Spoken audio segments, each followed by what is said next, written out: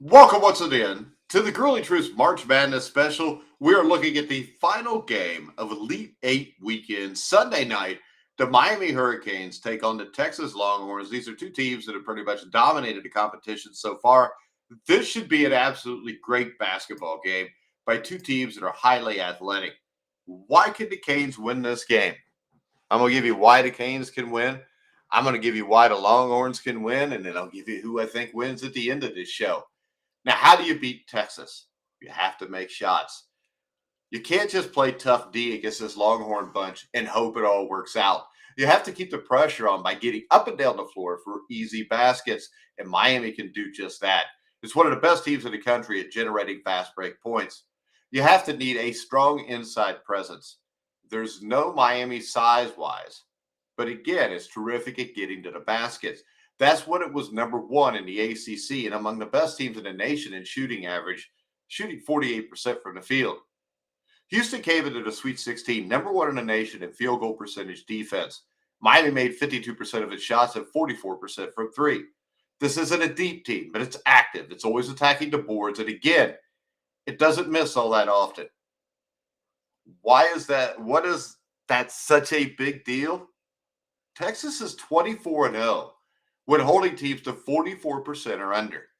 Xavier was right there Friday night at 44%, and the Longhorns' 83-71 win that was not as close as that score would indicate.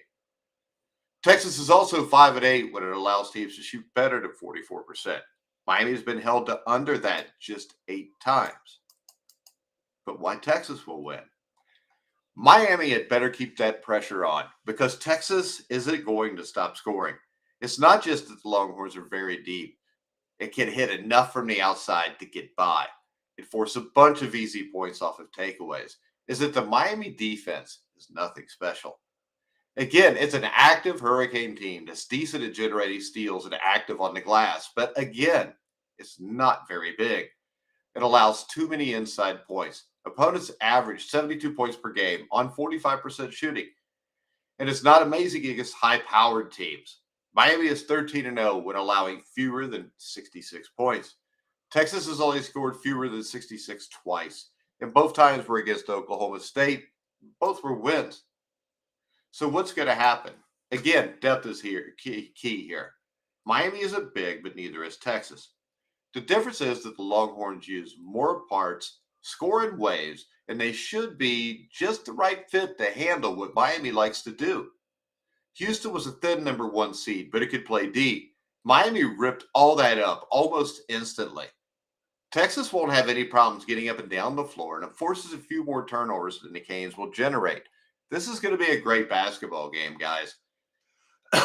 Right now, this point spread, according to where you go, goes anywhere from 3.5 to 4.5.